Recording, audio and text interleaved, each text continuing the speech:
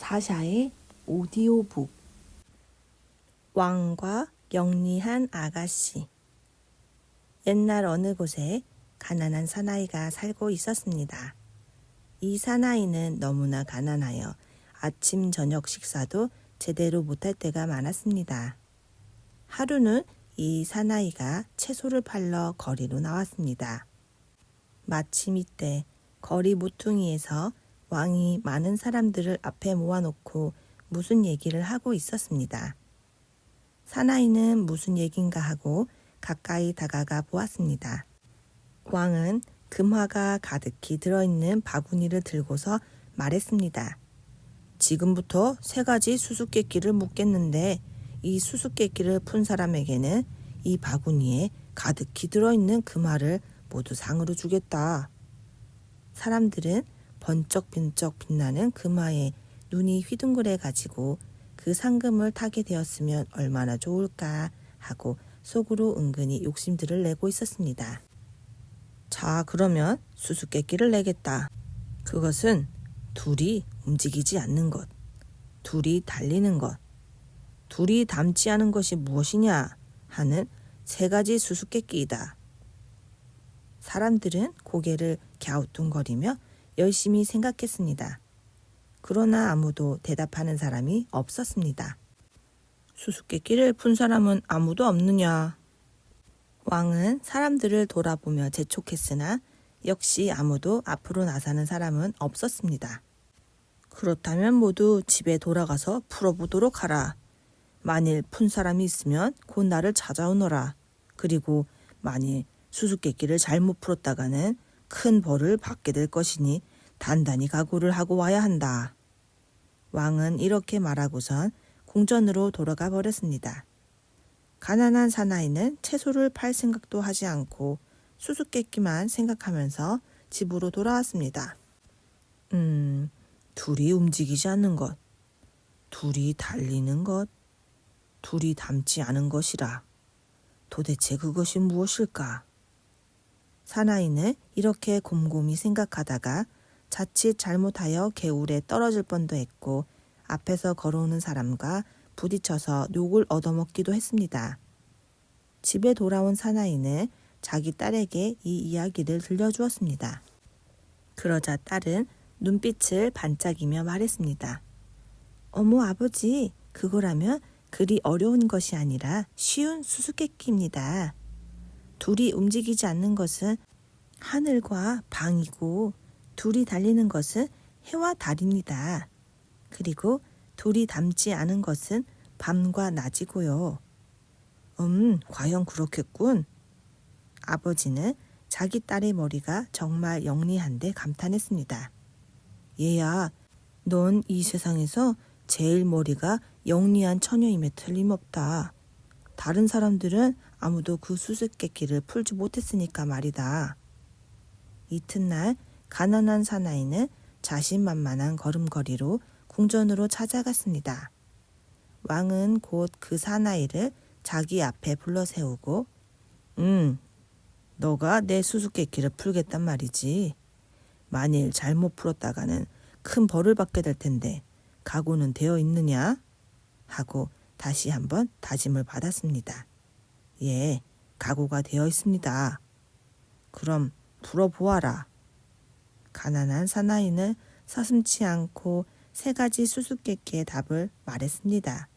그러자 왕은 크게 고개를 끄덕이면서 옳게 풀었어. 약속대로 이 금화를 상금으로 모두 다 주겠다.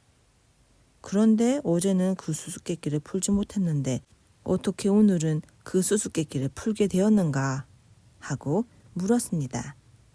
가난한 사나이는 머리를 긁적긁적하면서 얼른 대답을 못하고 우물쭈물했습니다. 서슴지 말고 바른 대로 대답해 보아라. 절대 벌을 주지 않을 테니. 왕이 이렇게 말하자 그제야 가난한 사나이는 용기를 내어 예, 저의 딸이 가르쳐 주었습니다. 하고 대답했습니다. 그러자 왕은 그래, 그렇다면 그 처녀를 내 앞에 데려오도록 하여라 하고 분부를 내렸습니다. 가난한 사나이는 집으로 돌아가 딸을 궁전으로 데리고 왔습니다. 왕은 그 처녀와 여러 가지 얘기를 주고받았습니다. 처녀는 왕이 묻는 말에 하나도 막히는 것이 없이 척척 대답했습니다. 그래서 처녀의 영리한 머리에 왕은 크게 탐복했습니다. 너는 과연 영리한 처녀로군. 너야말로 나의 왕비가 될 자격이 충분하다. 왕은 이렇게 말하고서 그 처녀를 자기 왕비로 삼기로 결정했습니다. 그런데 한 가지 말해둘 것은 내가 하는 일에 대해 간섭을 하는 것은 절대로 용서하지 않겠으니 그리 알아라 하고 왕은 처녀에게 다짐을 받았습니다.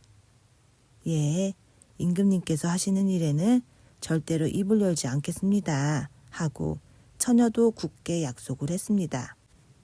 영리한 처녀는 왕의 왕비가 되었습니다. 가난한 집에서 태어난 처녀가 왕비로 뽑혔다는 소리에 온 나라 안이 발칵 뒤집혔습니다. 얼마나 영특하기에 왕비로 뽑혔을까? 특히 처녀들이 부러워하며 야단이었습니다. 그로부터 얼마가 지난 어느 날의 일이었습니다. 어떤 농부가 기르고 있던 말이 갑자기 미친 듯이 날뛰기 시작하더니 마침 그곳을 지나가고 있던 왕의 말을 물어 죽인 소동이 일어났습니다. 이런 무도한 것! 왕은 화가 머리끝까지 치밀어 올랐습니다. 여봐라, 아무도 없느냐? 저 미친 말 임자놈을 당장 잡아 감옥에 쳐넣어라. 예, 신하들은 말 임자를 감옥에 가둔 다음 말의 관리를 잘 못한 죄로 그 사람을 교수형에 처하기로 하였습니다. 이 소문을 들은 농부의 아내는 크게 놀라 울음을 터뜨리며 어떻게 하면 남편의 목숨을 구해낼 수 있을까 하고 슬퍼했습니다. 이웃 사람들은 부인을 위로해 주면서 이번에 왕비로 뽑힌 분은 대단히 영리하고 동정심이 많다고 합니다. 그러니 왕비님을 찾아가서 사정을 얘기하고 도와주십사고 애원해 보십시오 하고 권했습니다. 부인도 생각하기에 사람이 한 짓이 아니고 미친 말이 한 짓이니 왕비께서 도움을 주실지도 모른다는 생각이 들어서 이웃 사람들이 시키는 대로 곧 궁전으로 들어가 왕비를 만나서 애원해 보았습니다. 왕비님, 현명하시고 인정이 많으신 왕비님, 아무쪼록 불쌍한 제 남편의 목숨을 구해 주십시오. 제 남편이 죽게 되면 뒤에 남은 이 몸과 자식들이 살아갈 길이 막연합니다. 이렇게 부인이 흐느끼며 애원하자 왕비는 부인의 딱한 사정 얘기를 듣고 그건 정말 가엾은 일이군요. 그러나 나는 임금님이 하시는 일에는 절대로 입을 열어서는 안 된다는 분부를 받았기 때문에 어떻게 해줄 수가 없습니다. 왕비님, 그렇지만 불쌍한 저희들을 위해 아무쪼록 힘을 좀 빌려주십시오. 정말 곤란한 일이군요. 가만히 있자. 그럼 내가 한 가지 지혜를 빌려주겠소. 왕비님 정말 감사합니다. 나는 매일 밤 임금님께 잠자는 약을 탄 물을 한 컵씩 타서 갖다 드리고 있습니다. 그 약을 오늘 밤엔 타지 않고 갖다 드리기로 하겠습니다. 임금님의 방은 바다를 향해 있으니까 당신이 밤이 되면 아이들을 데리고 바닷가에 나가서 밤새도록 울음소리를 크게 내어 울도록 하십시오. 임금님이 잠이 오지 않아 창문에서 당신들을 보고 왜 그렇게 슬피 울고 있느냐 하고 물으실 것입니다. 그때 당신은 임금님 도와주십시오. 바다에 괴물이 나타나 우리들을 잡아 죽이려고 하고 있습니다. 하고 여쭈시오. 그렇게 하면 임금님께서 나는 바다의 괴물 같은 것은 처치할 수가 없다고 하실 것입니다. 그러시면 당신이 임금님같이 높으신 분께서도 어떻게 할 수 없으시단 말씀입니까? 하고 물어보십시오. 그러면 임금님께서 반드시 사람이란 자기가 가지고 있는 힘 이상의 일은 하지 못한다고 대답하실 것이 틀림없습니다. 그때 당신은 임금님, 저희 남편은 힘도 없는 농부에 불과합니다. 남편이 힘이 부족하여 미쳐 날뛰는 말을 말릴 수가 없어서 임금님의 말을 죽게 했던 것인데 임금님께서는 제 남편의 목을 베어버리시겠다고 하시는 겁니까? 하고 물어보십시오. 그때 임금님께서도 과연 그렇겠다고 생각하시고 당신의 남편을 용서해 주실 것입니다. 하고 가르쳐 주었습니다. 왕비님, 정말 감사합니다. 농부의 아내는 몇 번이나 감사의 절을 하고 궁전을 물러나왔습니다. 왕비님의 지혜는 과연 어김이 없었습니다. 그날 밤 농부의 아내는 왕비님이 가르쳐준 대로 바닷가에 나와 목매어 울었습니다. 그러자 왕비님이 가르쳐준 대로 일이 진행되었습니다. 왕은 농부의 아내 말에 탄복하여 고개를 끄덕이고 그래, 너의 말이 옳다. 이리 와서 이 열쇠를 가지고 가서 당신 남편이 갇혀있는 감옥문을 열고 남편을 데리고 가도록 하여라 하고 말했습니다. 왕비는 마음속으로 불쌍한 농부의 생명을 구해주게 된 것을 매우 기쁘게 생각했습니다. 그런데 이튿날 아침 왕은 왕비에게 거친 목소리로 당신은 지난밤에 나에게 잠자는 약을 먹이지 않았지? 하고 묻는 것이었습니다. 왕비가 얼른 대답을 못하자 여보시오 왕비, 간밤에 잠자는 약을 타주지 않았으니 지금 당장 물에 그 약을 타서 가져오도록 하시오. 그리고 내가 잠에서 깨어나기 전에 당신은 이 궁전에서 나가시오. 당신은 내가 하는 일에 관계했기 때문이요. 이 궁전에서 나갈 때 여기서 소중히 생각했던 보물을 꼭 하나만 가지고 가는 것을 허락해 주겠소. 하고 말했습니다. 벼랑간 쫓겨나게 된 왕비는 처음엔 몹시 당황하고 슬펐으나 내색을 하지 않고 침착한 태도로 예, 분부대로 하겠습니다. 하고 대답했습니다. 왕비는 잠자는 약을 물에 타서 왕에게 바쳤습니다. 그 약을 먹은 왕은 곧 잠이 들어 코를 골기 시작했습니다. 그러자 왕비는 왕을 큰 자루에 넣고 힘이 센 하인을 불러 이 짐을 내 아버지 집으로 운반하여라. 이 속에는 자칫 잘못하면 부서지기 쉬운 것들이 들어있으니 조심해서 소중히 운반하도록 해야 한다. 하고 말했습니다. 짐은 무사히 운반되었습니다. 그 뒤를 따라 왕비도 아버지 집으로 돌아왔습니다. 무슨 영문인지도 모르는 아버지와 마을 사람들은 왕비를 반가이 맞이했습니다. 아버지는 딸의 손목을 잡고 눈물을 글썽거렸습니다. 짐이 아버지 집 안으로 운반되자마자 자루 속에 잠들어 있던 왕이 눈을 뜨게 되었습니다. 왕은 자루 속에서 고개를 내밀며 크게 당황해하는 얼굴을 하고서 소리를 질렀습니다. 도대체 어찌된 일이냐? 내가 이런 곳에 있다니. 누가 나를 이런 곳으로 데리고 왔지? 다른 사람들은 겁을 먹고 벌벌 떨고 있었으나 왕비는 조금도 당황하지 않고 왕 앞에 무릎을 꿇고서 공손히 말했습니다.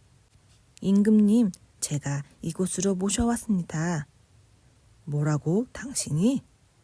왕은 몹시 화가 나서 말도 제대로 하지 못했습니다. 쫓겨난 왕비가 어떻게 이런 끔찍한 짓을 저지른단 말이냐. 당장 목을 베고 말겠다. 하고 호통을 쳤습니다. 임금님, 진정하시옵고 제 말을 들어주시옵소서. 이런 큰 죄를 짓고도 할 말이 있단 말이냐? 예, 제 말씀을 들으신 뒤에 벌을 내리시면 그 벌을 달게 받겠습니다. 그럼 얼른 말을 해봐라. 임금님께서 아침에 말씀하시기를 제가 궁전에 있는 동안 제일 소중히 하고 있는 보물을 꼭 하나만 가져가도 좋다고 허락해 주셨지요? 그렇게 말했지. 그래서 저는 궁전을 물러나올 때 제가 가장 소중히 생각하고 있는 보물을 꼭 하나만 가지고 나왔을 뿐입니다. 그것이 무언데? 예, 제가 제일 소중한 보물로 생각하고 있는 것은 임금님밖에 없었습니다. 그래서 저는 임금님을 가지고 나왔을 뿐입니다. 왕비가 이렇게 말하자 자기가 제일 소중하다는데 감격해서 무서운 얼굴이 봄 눈 녹듯 사라지고 웃음을 지었습니다. 오, 과연 훌륭한 왕비로군. 당신은 이 세상에서 가장 뛰어난 지혜를 갖고 있는 사람이야. 나와 함께 다시 궁전으로 돌아갑시다. 당신은 나에게 있어서 가장 훌륭한 보배란 것을 나는 지금에야 깨닫게 되었소. 이 말을 듣게 된 왕비는 눈에 눈물이 글썽해지며 임금님, 그렇게 생각해 주시니 정말 감사합니다. 저희 지혜가 당신의 지혜라는 것을 언제까지고 잊지 말아 주시옵소서 하고 말했습니다. 왕과 왕비는 다시 궁전으로 돌아가 오래오래 행복하게 살았다고 합니다. 의심받은 삼형제. 옛날 어느 곳에 삼형제가 살고 있었습니다. 어느 날 삼형제는 뜰에서 우물을 파고 있었습니다. 그런데 얼마를 파 내려가니까 한 개의 커다란 항아리가 나타났습니다. 아니, 이게 무슨 항아리일까? 이건 보물 항아리며 틀림없다. 그러기에 누가 이렇게 깊숙이 묻어놨겠지? 세 사람의 눈은 빛나며 가슴이 두근두근했습니다. 그런데 오늘은 날이 이미 저물어 버렸으니 내일 드러내도록 하자. 그래, 그게 좋겠어. 그렇게 하자. 세 사람은 그렇게 하기로 결정하고서 그날 밤은 몹시 피곤하여 모두 일찍이 쉬기로 했습니다. 들어누운 삼형제는 곧 잠이 들었습니다. 이튿날 아침, 일찍 아침 식사를 마친 세 사람은 또 뜰로 나가 우물을 파려고 했습니다. 그런데 이것이 어찌된 일일까요? 분명히 있어야 할 항아리가 보이질 않습니다. 아니, 어찌된 일일까? 세 사람은 일시에 눈이 휘둥그러지며 서로의 얼굴을 살폈습니다. 너가 어디에다 감췄지? 뭐라고? 형이 어디에다 감춰놓고 그런 소리를 하는 거지? 형제들은 서로를 의심했습니다. 그러던 끝에 싸움이 벌어졌습니다. 네가 도둑놈이야. 도둑놈은 바로 형이 틀림없어. 네가 훔치고선 죄를 나에게 뒤집어 씌우려고 하지 말란 말이다. 그러자 형제끼리 무엇 때문에 소란을 피우고 있나 하고 이웃사람이 구경하러 왔습니다. 세 사람은 항아리 이야기를 하며 서로 이런 억울한 일이 어디 있느냐고 호소했습니다. 이웃사람은 얘기를 다 듣고 나서 조용히 하라고 말리고는 이곳에서 남쪽으로 30km쯤 떨어진 곳에 대단히 훌륭한 재판관이 있다는 소문을 들었습니다. 그러니 그곳을 찾아가서 그 재판관에게 이 문제를 잘 재판해 달라고 부탁해 보십시오.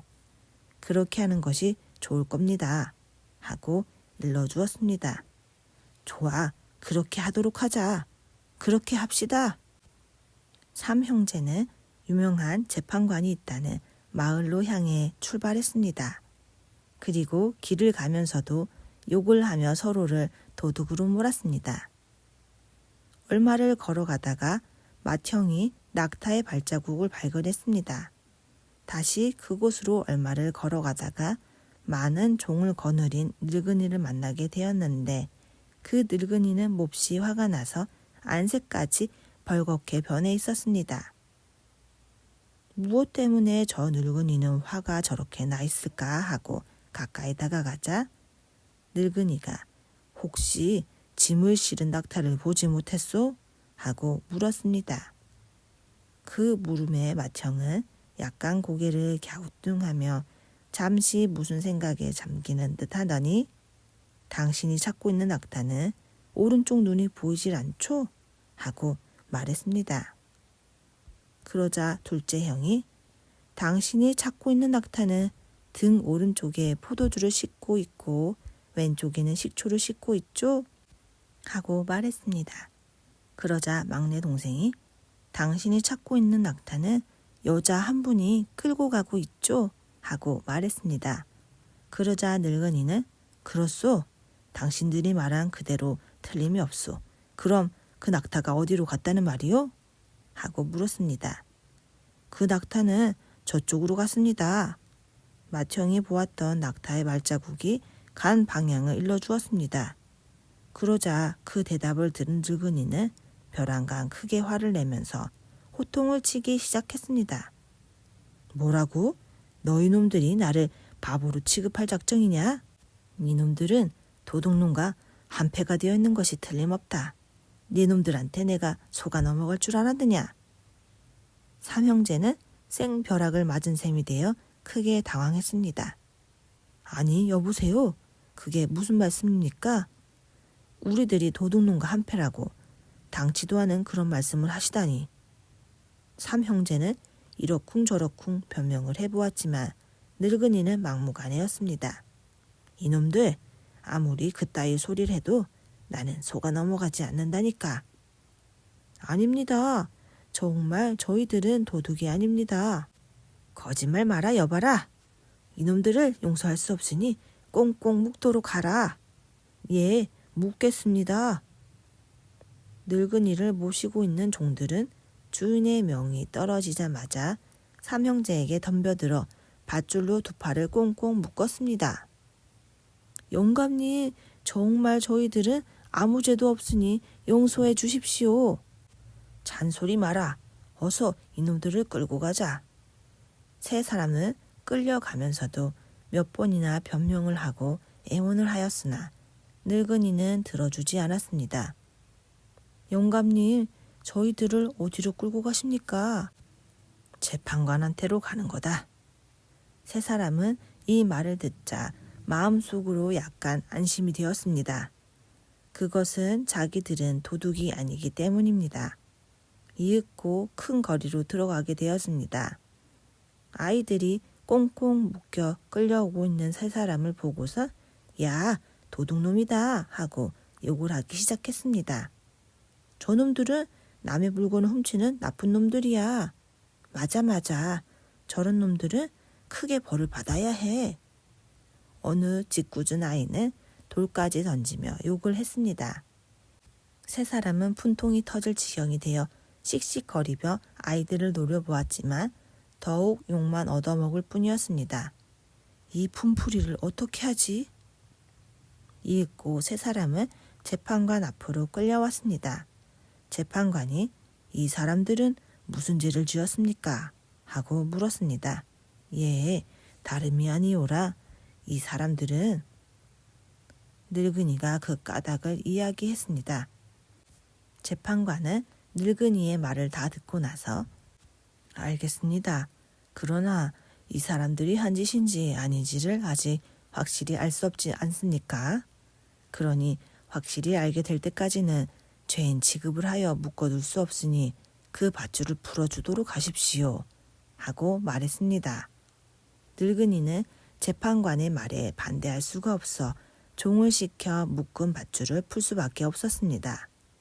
그러던 늙은이는 더욱 얼굴을 붉히며 재판관님, 이 세 사람은 틀림없이 도둑놈들과 한패입니다. 그 까닭을 상세히 말씀드리자면 내가 도둑 맞은 낙타에 대해서 이 세 사람은 똑똑히 알고 있지 않겠습니까? 그 낙타는 오른쪽 눈이 보이지 않는다든지 오른편에 포도주를 왼편에 식초를 싣고 있다느니 낙타를 끌고 간 사람이 여자임에 틀림없다느니 하고 말했는데 그게 모두 사실입니다. 그런데 그 낙타가 어디로 가느냐고 물어보았더니 우물쭈물하며 대답을 얼른 못하지 않겠어요? 그러니 이 세 사람은 낙타를 훔쳐간 그 도둑과 한패임에 틀림없다고 생각합니다.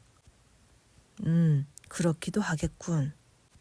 재판관은 늙은이의 상세한 이야기를 다 들은 후에 이번엔 맏형되는 사람을 보고 물었습니다.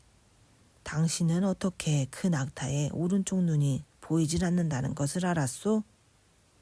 맏형은 재판관이 좋은 질문을 했다고 마음속으로 저으며 안심을 하고 목소리를 가다듬어 천천히 대답했습니다. 예, 재판관님, 저희 말을 잘 들으시고 아무쪼록 옳은 판결을 내려주십소서. 실은 제가 길바닥의 모래 위에서 낙타 발자국을 발견했을 때 그 길 왼쪽의 풀은 뜯어먹은 흔적이 있었지만 오른쪽 풀은 조금도 뜯어먹은 흔적이 없었습니다. 그래서 그 낙타의 오른쪽 눈이 보이질 않는다는 것을 알 수 있었습니다. 과연 그렇겠군 하며 재판관은 고개를 끄덕끄덕 하고 나서 이번에는 둘째 형을 향해 당신은 어떻게 해서 낙타가 포도주와 식초를 싣고 갔다는 것을 알 수 있었는지 말을 해볼 수 있겠소? 하고 물었습니다. 둘째 형 역시 조금도 당황하는 기색이 없이 침착하게 말했습니다. 예, 그것은 길 오른쪽 풀에는 파리가 많이 몰려 있었습니다만 왼쪽 풀은 노랗게 시들어 있었습니다. 그것을 보고 달콤한 포도주와 식초가 묻어있기 때문이라고 생각했던 것입니다. 당신의 말도 과연 그럴 법하군 하며 재판관은 고개를 끄덕여 보이고는 다음에 막내 동생을 향해 물었습니다. 당신은 어떻게 해서 낙타를 끌고 간 사람이 여자란 것을 알았지?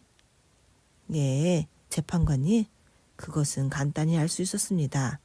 다름이 아니라 낙타의 발자국과 나란히 작은 여자의 신발 자국이 나 있었기 때문입니다.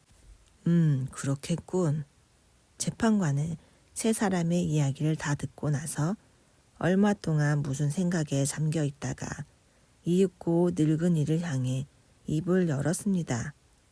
당신은 아무 죄도 없는 사람들에게 죄를 덮어 씌워 끌고 왔으니 5만 원의 벌금을 물어야 하오 하고 말했습니다. 네? 5만 원의 벌금을 물다니요? 그것도 관대히 생각해서 그 정도의 벌금을 물게 했으니 그렇게 알고 실행하도록 하시오.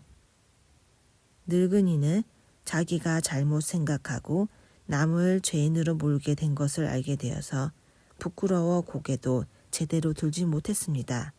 하지만 벌금은 물게 된 것을 매우 억울하다고 몹시 안타깝게 생각했습니다. 여보시오, 무얼 우물쭈물하고 있소? 벌금을 물겠소? 안 물겠소?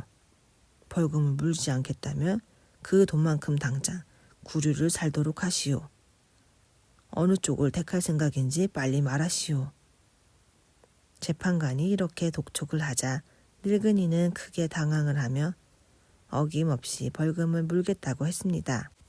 그러자 막내 동생이 늙은이를 보고 당신은 잘 알지도 못하면서 우리에게 한 짓을 생각하면 괘씸하기 짝이 없지만 자기의 잘못을 뉘우치고 앞으로 다시 남을 괴롭히는 그런 짓을 하지 않겠다고 하니 다시 용서해드리겠습니다.